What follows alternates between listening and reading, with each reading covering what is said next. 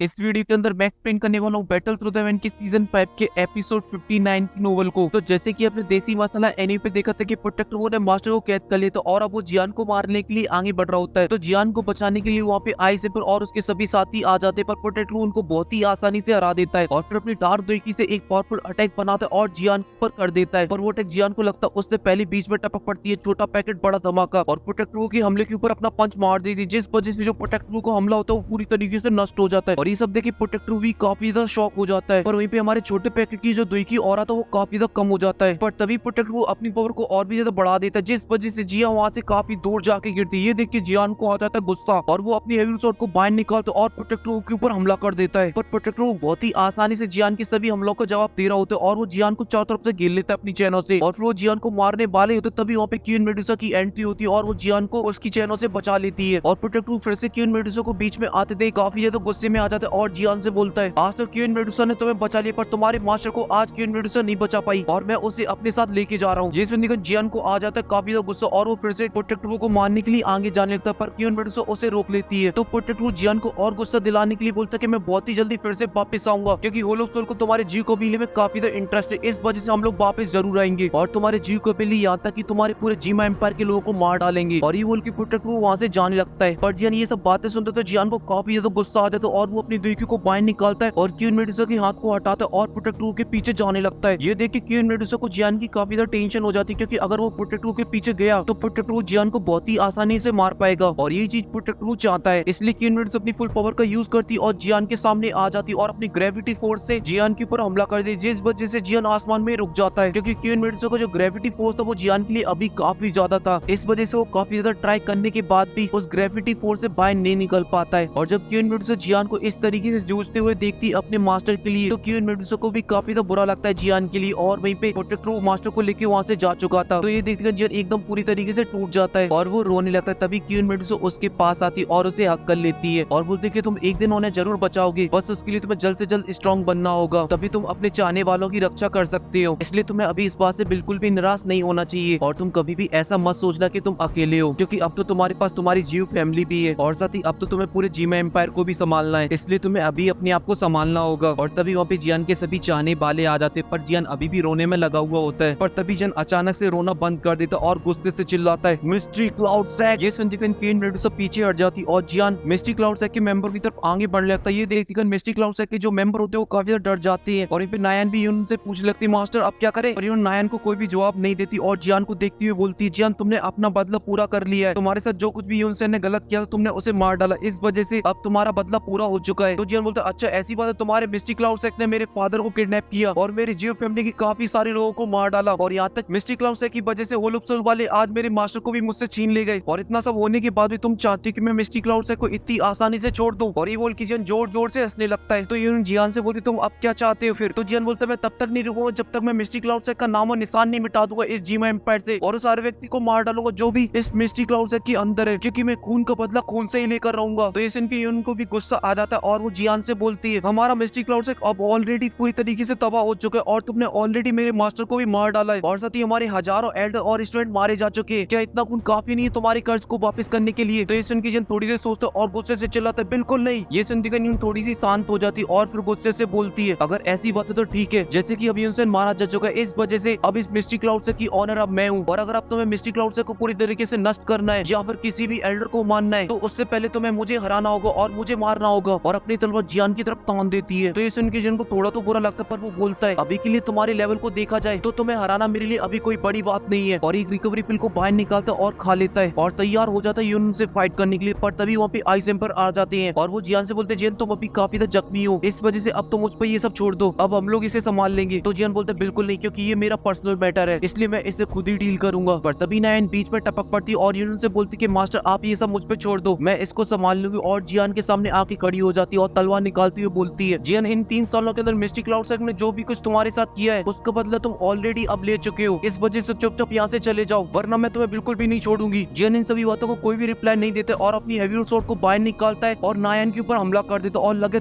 तेरी नायन के ऊपर बचा देता है। और यहीं पे नायन जियान की एक भी हमले का जवाब नहीं दे पा रही होती। नायन बिल्कुल बेबस हो चुकी थी जियान के सामने और साथ ही जियान फाइट के बीच में अपना दुखड़ा भी सुनाने लगता है, मेरे फादर को किडनैप कर लिया, मेरे मास्टर चले गए, मेरी जीव फैमिली की माँ की आंख कर दी तुम लोगों ने, इस वजह से आज मैं मिस्टी क्लाउड से को किसी भी कीमत पे नहीं छोड़ूंगा और अपनी हेवी स्वॉर्ड से एक बहुत ही पावरफुल अटैक नायन के ऊपर कर देता है। तो नायन उसे अपनी तलवार से रोकने की कोशिश करती है, पर जियान का अटैक काफी ज्यादा पावरफुल होता है। तो नायन उसे रोकने में बिल्कुल नाकाम होती है और वो जाकर नीचे जमीन पे गिरती है और वो जमीन पे पीछे खिसकती हुई चली जाती है। तभी जियान अपनी लाइट मूवमेंट की स्पीड को एक्टिवेट करता है और अपनी हेवी स्वॉर्ड आके नायन की तरफ जाने लगता है और जाकर नायन को गर्दन पकड़ के उठा लेता है और नायन से बोलता है कि मैंने तुम्हारी एल्डर यूनसेन को भी मार डाला, फिर तुम मेरे सामने किस खेत की मूली हो। और फिर ये नायन की गर्दन दबाने लगता है। तो यून जियान को ऐसा करने के लिए मना करती है और फिर प्रिंसेस यायू अपनी सभी रॉयल फैमिली की सेना को लेकर वहाँ पे आ जाती है और पूरे मिस्टी क्लाउड को चारों तरफ से घेर लेती है और फिर सैंड एम्पर को ग्रीट करती है और बोलती है कि हम लोगों ने मिस्टी क्लाउड को चारों तरफ से घेर लिया है, अब बस आप आदेश करिए हमें मिस्टी क्लाउड को कब तक करना है। पर अब सैंड एम्पर को पता चल चुका था इस जीवा एम्पायर के अंदर अब कोई भी आदेश देगा तो वो जियान देगा। इस वजह से वो जियान से पूछते हैं मास्टर जियान अब क्या करना है आगे। और जियान ये सब सुनता तो जियान सबसे पहले नायन की गर्दन को छोड़ देता है और जैसे नायन आ जाता होती है वो भगती हुई जाती है और उनके पीछे जाके खड़ी हो जाती है और जियान गुस्से से बोलते मार डालो इन सभी मिस्टी क्लाउड के लोगों को। ये सुन के जियान की फौज एकदम अलर्ट पोजीशन में आ जाती है और ये देखकर मिस्टी क्लाउड की जो बची हुई एल्डर होते हैं वो काफी ज्यादा डर जाते हैं। पर तभी उन गुस्से से चिल्लाती हुई बोलती जियान अभी भी तुम्हारा पेट नहीं भरा इतने सारे लोगों को मारकर। तो जियान बोलता बिल्कुल नहीं, तुम्हारे मिस्टी क्लाउड ने जो मेरी जीव फैमिली के साथ किया है उसका मतलब तभी पूरा होगा जब मैं पूरे मिस्टी क्लाउड के लोगों को मार डालूंगा। तो ये अपनी तलवार को कस के पकड़ लेती और जियान से बोलती अगर तुम ऐसा ही चाहते कि मिस्टी क्लाउड के खून के बदले तुम्हारा बदला पूरा होगा तो ठीक है, इसकी शुरुआत मैं अपने आप से करती हूँ, मैं खुद ही अपने आप को मार लेती हूँ। ये सुन के जियान के एकदम से वर्ड बदल जाते और वो बोलता है तुम्हारे मरने से यहाँ पे कुछ भी चेंज नहीं होने वाला, तुम्हारे मरने से क्या मेरे फादर वापस आ जाएंगे या फिर तुम्हारे मरने से मेरे मास्टर वापस आ जाएंगे। ये सुन के न्यून एकदम से शांत हो जाती और जियान से बोलती है मुझे ये बात बहुत ही अच्छे से पता है, अब मेरी और मेरी मिस्टी क्लाउड की जान तुम्हारे हाथ में और तुम इसे बहुत ही आसानी से ले सकते हो, पर अब मैं बची हुई इन सभी स्टूडेंटों की एक लीडर हूँ, इस वजह से मैं इनको अब मरते हुए नहीं देख सकती हूँ, इसलिए तुम इन सभी को मारो, उससे पहले तुम मुझे मार डालो या मैं खुद अपने आप को मार डालूंगी। ये सब सुन के जियान को जो दिल पहले से काफी ज्यादा जख्मी था उस पर एक और जख्म आ जाता है क्योंकि वो यूनन से आज भी प्यार करता है, इसलिए जब यूनन की इन सभी बातों को कोई भी रिप्लाई नहीं देता वो चुपचाप से वहीं पे खड़ा रह जाता है। पर तभी जियान के पास आइस एम्पर आते और जियान से बोलते हैं जियान अब तुम्हें शांत हो जाना चाहिए क्योंकि तुम्हारी जीव फैमिली और तुम्हारे साथ जो कुछ भी गलत करने वाला था वो यूनसेन था और तुमने उससे अपना बदला ले लिया है और ये जो मिस्टी क्लाउड की बची हुई स्टूडेंट है वो सभी के सभी नादान है, वो सभी इन सभी चीजों के बारे में कुछ भी नहीं जानते हैं। ये सब सुनने के बाद जियान थोड़ी देर तक शांत खड़ा रहता है और इन सभी के बारे में सोचता रहता है और अभी तक जियान ने जो भी उनसे बातें करी है जियान ने एक ही बार यून की तरफ नहीं देखा क्योंकि अगर जियान यून की तरफ देखेगा तो वो कमजोर पड़ जाएगा और वो कोई भी फैसला नहीं ले पाएगा क्योंकि वो उसका प्यार है। और इसलिए जियान जमीन को देखते हुए बोलता है मैं मिस्टी क्लाउड को 1 महीने का टाइम देता हूँ और इस मिस्टी क्लाउड को डिसबैंड कर दिया जाए और 1 महीने बाद इस मिस्टी क्लाउड का कोई भी स्टूडेंट और कोई भी एल्डर यहाँ पे नहीं बचना चाहिए, सभी के सभी इस जीवा एम्पायर को छोड़ के चले जाए। और ये बोल के जियान बिना यून को देखे वहाँ से चला जाता है और इसी के साथ जियान और यून की जो लव स्टोरी है वो यहीं पे खत्म हो जाती है। पर तुमको क्या लगता है कि हमारा जियान इतना बड़ा ठरकी है और उनको इतनी आसानी से छोड़ देगा? बिल्कुल नहीं, क्योंकि जिन लोगों ने नोवेल पढ़ रखी है उनको पता होगा जिन्होंने जब जीवा एम्पायर को छोड़ के जाती उससे पहले वो जियान से मिलती और फिर वो लोग गुफा में क्या करते उसका अता पता आप लोग कर लेना क्योंकि ये सब चीजें एपिसोड के अंदर तो नहीं दिखाई जाती हैं। चलो फिलहाल के लिए इस वीडियो के लिए सिर्फ इतनी। अगर आपको ये वीडियो पसंद आई तो प्लीज वीडियो को लाइक करें, चैनल को सब्सक्राइब कर दें और मैं मिलूंगा आपसे नेक्स्ट वीडियो में, तब तक के लिए बाय।